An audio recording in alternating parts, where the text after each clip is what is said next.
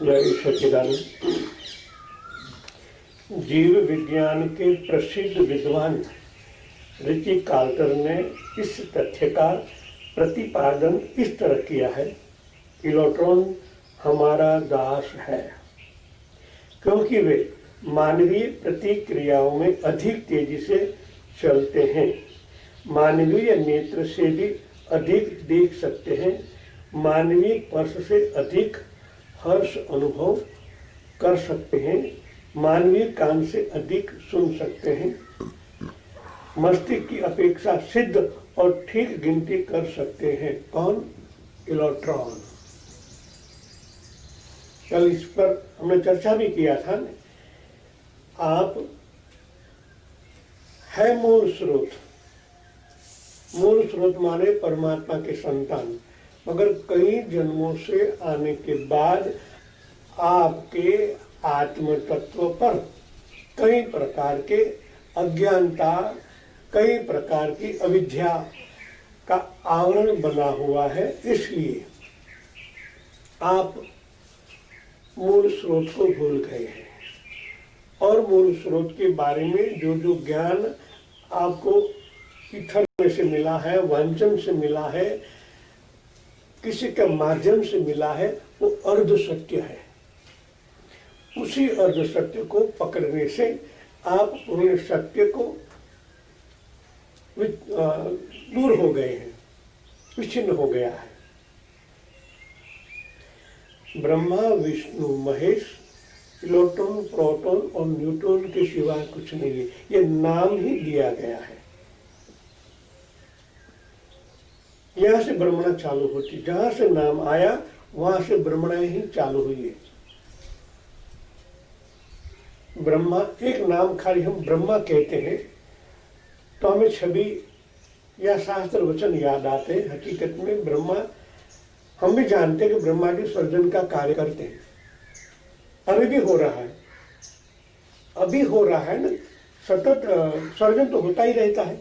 हमारे द्वारा, मनुष्य द्वारा, कीट पक्षी के द्वारा, इस पेड़ों के द्वारा सर्जन होता ही रहता है। अभी लोग आम खाते हैं, कब? जब उनके अंदर एक प्रोसेस होता है, सतत सर्जन की प्रोसेस होती है, तब तो हम आम खाते हैं। तो ये भी जानते हैं, मगर वो प्रोसेस सूक्ष्म है, उनके सर्जन करता भी सूक्ष्म है ना, तभी तो प्रोसेस होती है। आपके द्वारा भी होती रहती है। तो ये ख्याल रखें कि जो सर्जन करने वाला है वो सूक्ष्म है, तो ब्रह्मा कैसे हो सकता है? जो नाम की कल्पना हम करें वो जो ब्रह्मा स्थूल है, हमने उसको फोटो में बिठा दिया है, मूर्ति में बिठा दिया है, वो हो ही नहीं सकते। हमारी मान्यता चेंज होनी चाहिए। ये सूक्ष्म शक्तियां हैं। वैज्ञानिकों ने इसको इलेक्ट्रॉन कहा, क्योंकि इलेक्ट्रॉन सतत गति कर रहा है, प्राण के आसपास चक्कर लगाया करता है, और चक्कर लगाने से एक अणु दूसरे अणु के साथ सतत स्पंदित होता रहता, जुड़ता रहता है, और सर्जन वह इस तरह होता है। इलेक्ट्रॉन मुख्य स्रोत है, जिनको हमने ब्रह्मा संज्ञा दी है। हकीकत में एक शक्ति है। शक्ति जितनी ब्रह्मांड में फैलती है, जहां जहां फैलती है, जहां जहां जंक्शन होता है, वहां नया आयाम पैदा होता है। इस दृष्टि से लेना चाहिए, तो आप कभी न कभी मूल स्रोत के साथ जुड़ जाएंगे, वरना आप ब्रह्मणा में ही जीते हैं। इसलिए यहां कहा गया कि आपका दास है। वैज्ञानिक ने कहा है। किस संदर्भ में? आपने संकल्प किया, तरंग खड़ा हुआ। कोई विचार करते हो, विचार को गति मिलती है, गति देने वाला इलेक्ट्रॉन है, गति देने वाला ब्रह्मा जी। उस हिसाब से बात करें, ब्रह्मा जी गति देते हैं आपके द्वारा। आप कौन है? परमात्मा के संतान। मूल स्रोत नाभि विष्णु, इनके मूल में वही परम तत्व, चेतन तत्व है। अभी आपके अंदर है ना, आपके अंदर है तो विचार कर रहे हो, आपके अंदर है तो कुछ नया सर्जन करते हो। ये तो बात सत्य है ना। नया सर्जन, आपको भी घर बनाना है तो आप करते हो ना। क्या क्या मटेरियल चाहिए, क्या, वो सब आपको ज्ञात है। उस सब मटेरियल को मिलाकर नया घर बना लेते हो। कहते हो क्या? घर, हाउस। मगर क्या इसमें कितनी सुविधाएं हैं, कितनी प्रकार की दरवाजे खिड़कियां हैं, कितने प्रकार के पर्दे हैं, कितने प्रकार की फ्लोरिंग है, और भी बहुत कुछ है। उनका नाम है हाउस, घर। एक शब्द आ गया घर। कितनी प्रकार के अंदर सुविधाएं हैं। तो ये भी शरीर है, इनके अंदर कितनी प्रकार के अंदर तोड़फोड़ हो रही है, आपको मालूम नहीं है। आप अंदर जाओ तो कई प्रकार की कोशिकाएं मरती है और जन्म लेती है। तो ये इलेक्ट्रॉन इसलिए दास कहा गया है उस चेतन के हिसाब से कि आप चेतन हो और आपसे ही गति मिलती है। और आपसे यह कहा गया कि ये आप निसंदेह सुनते हो। सुनने का मतलब अंदर की गतिविधि बाहर आती है, एक तरंग आता है, मैंने आवाज दिया, आपने सुना, अंदर एक प्रोसेस हुआ, आपको नहीं मालूम।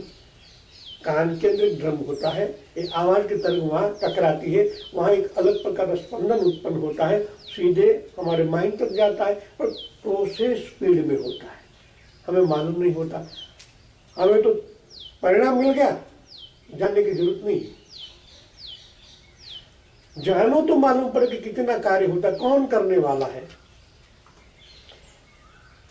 मस्तिष्क की अपेक्षा सिद्ध और ठीक गिनती कर सकते हो। हमारे सामने दूर आस्वादन, टेलेक्टेशन, दूर श्रवण, टेलेकाक्षिशन, दूर ध्यान, टेले आल्पिक्शन, सुगंधित पदार्थ तथा बोलते चित्र भी है। वह इन्हीं इलेक्ट्रॉन का ही काम है। चित्र, पिक्चर सतत इतनी स्पीड में फोटो बनती है और बिखरती रहती है। इतने फोटो ही है, चित्र दर्शन क्या है।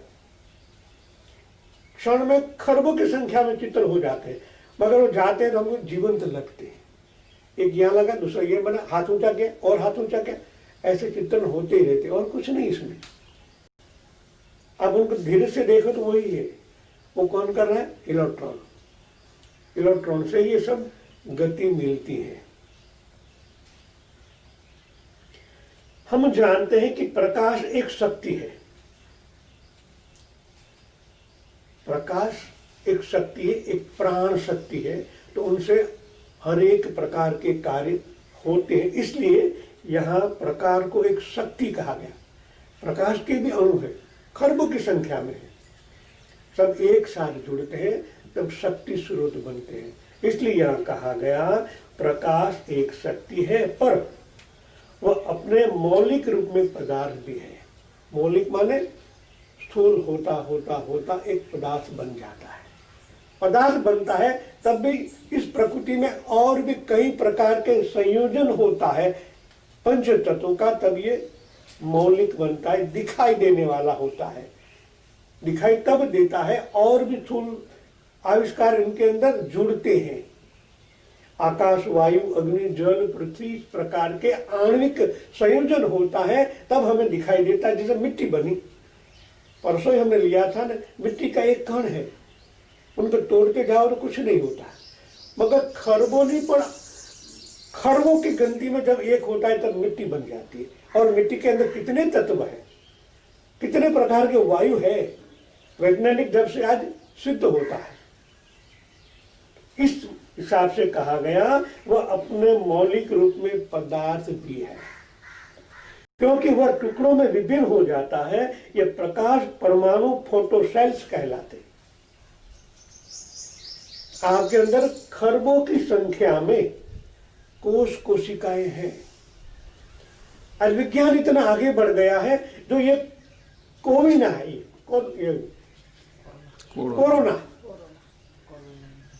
कोरोना आपकी कोशिकाओं को डैमेज करता है। कोष भी नहीं दिखते।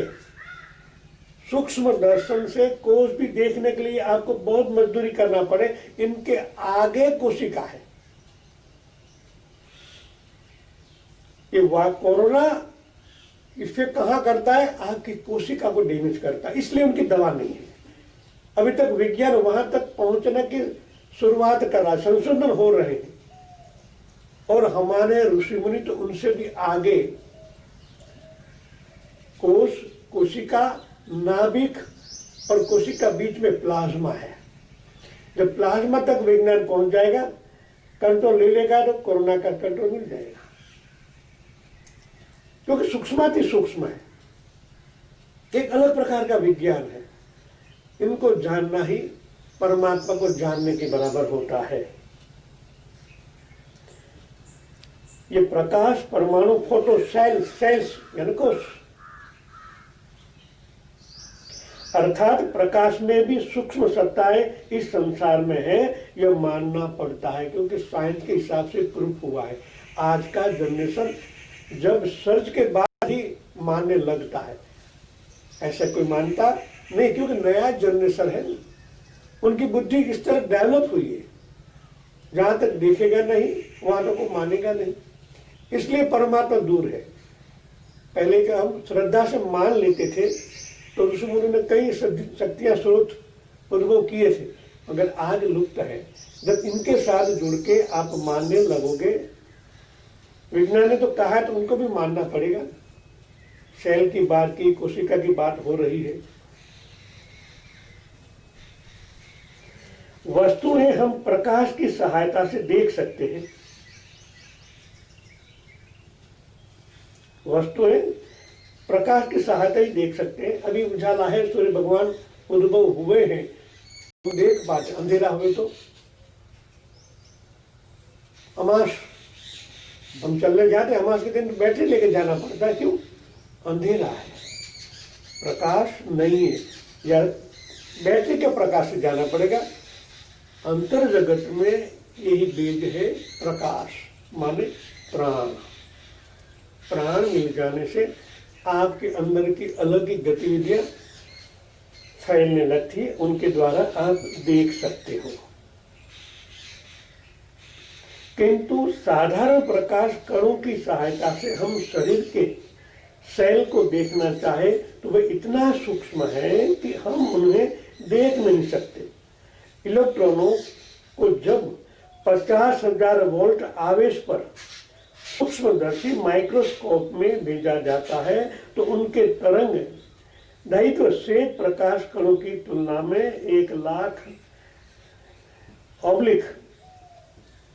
अरब और 10,000 भाग सूक्ष्म होता है।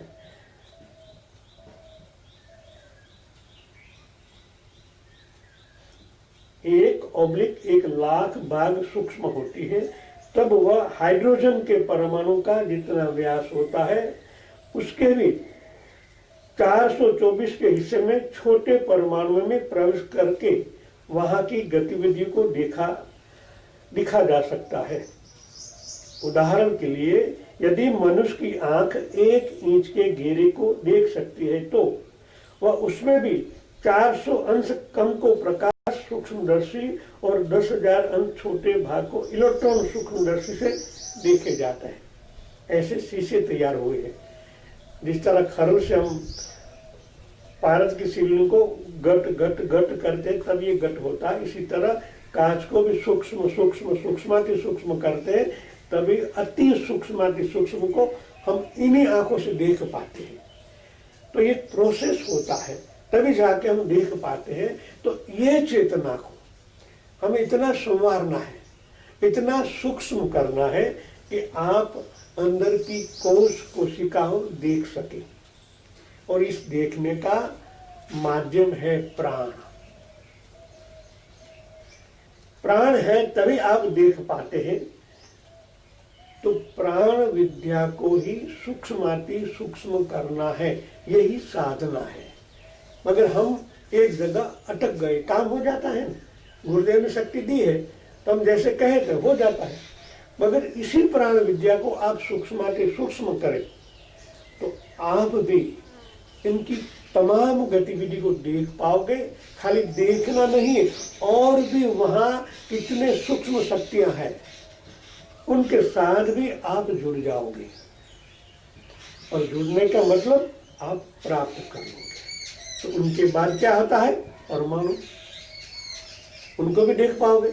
और भी गहरे से जाते जाते आप इसी तत्व को प्राप्त कर लोगे जो आपके गोल में है। जय श्री राम।